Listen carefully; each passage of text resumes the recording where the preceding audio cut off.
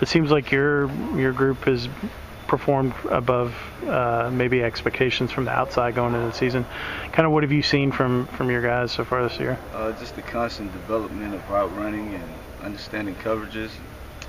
Trying to do a good job on the outside of getting a body on the body in the run game, knowing that those running backs are breaking tackles and just trying to finish on the outside. So they've bought into everything that we're doing, and you can continue to see the progress day in and day out.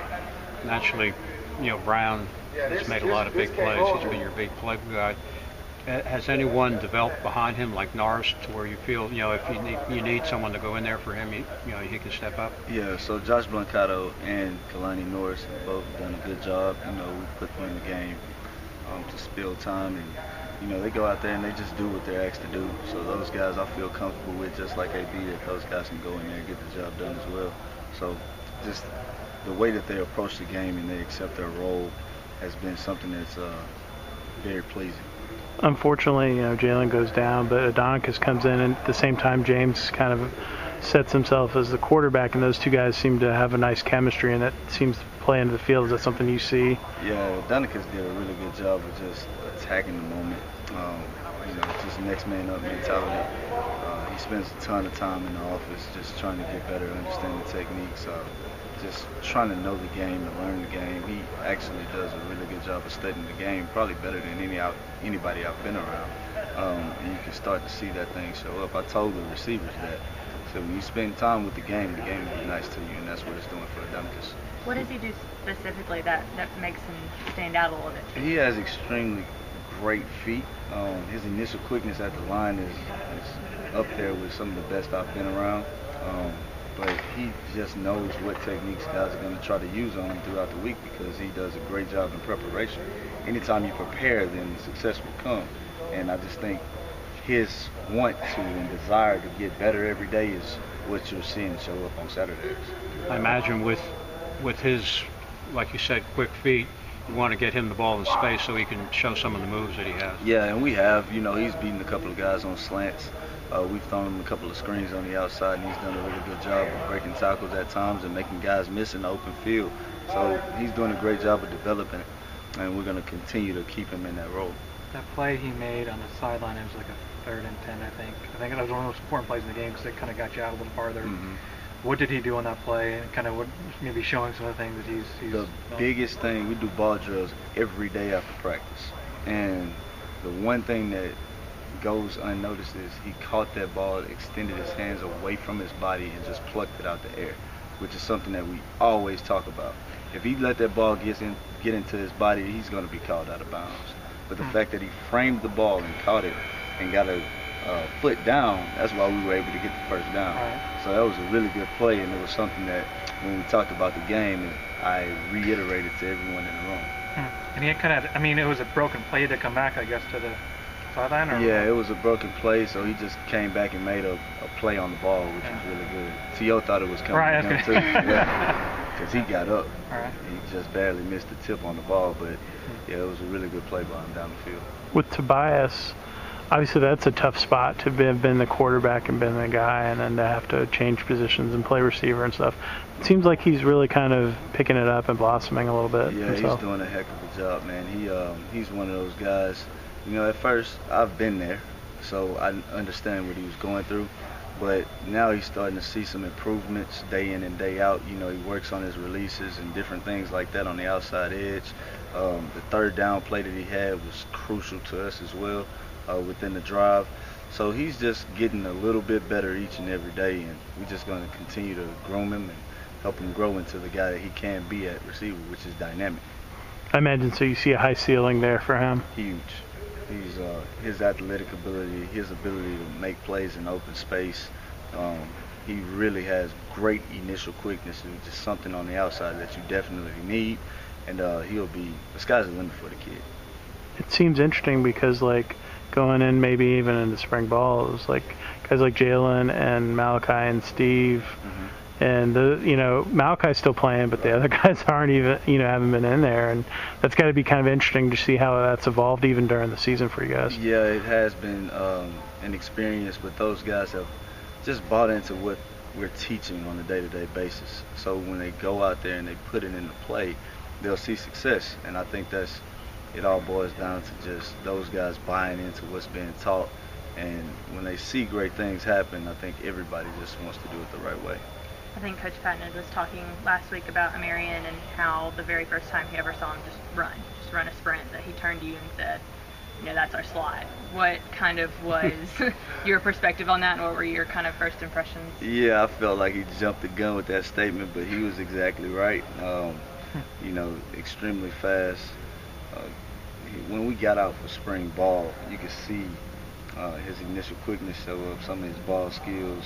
The young man understands football. He has a knack for getting open. If you make any type of adjustment based off of what coverage you're seeing, he can go out there and execute it, which is why you see him have success. He's probably, out of all the freshmen I've been around, just one of the smoothest and polished guys I've been around at that young age. Are there guys like Zach or anyone else that are getting close to being above the line? They're continuing to work on a day-to-day basis. I think Zach has come a long way. You can see him out here making plays. We're just going to continue to develop and groom him and see if he can kind of push himself up over that line. With Malachi, is there something in particular, or is it just the ball is not coming to him, or kind of what it seems like he hasn't maybe had the production that you maybe expected going into the season yet? So the last 2 weeks, he hasn't had a ball coming to him, but the one thing I love about Malachi is he's all about the team. Like, he's one of the great leaders on the sideline. He wants to go out there and do his best every chance he gets. So even when it's play, the ball is not coming to him, you can see him sprinting across the field to go try to make the extra block, which is something that receiver, you're not going to always get the ball. But it's that extra effort play, that unselfishness, which makes the great ones. It seems like even the guys like OJ or Jair, the guys who are maybe not seeing the field much, but are older guys, everyone, the buy-in seems very high. And I guess, can you just talk about that? It's fascinating to kind of see how bought in guys who aren't even necessarily playing are with. Yeah, it just comes to a point to where you accept your role, whatever that may be on the team. Like with a guy like OJ, just unbelievable on special teams. He's a leader in the room. If I throw him out there, a receiver, I trust that he'll know what to do and he'll do a great job. I think those guys just have bought into the message. They see that great things come to those who do great things.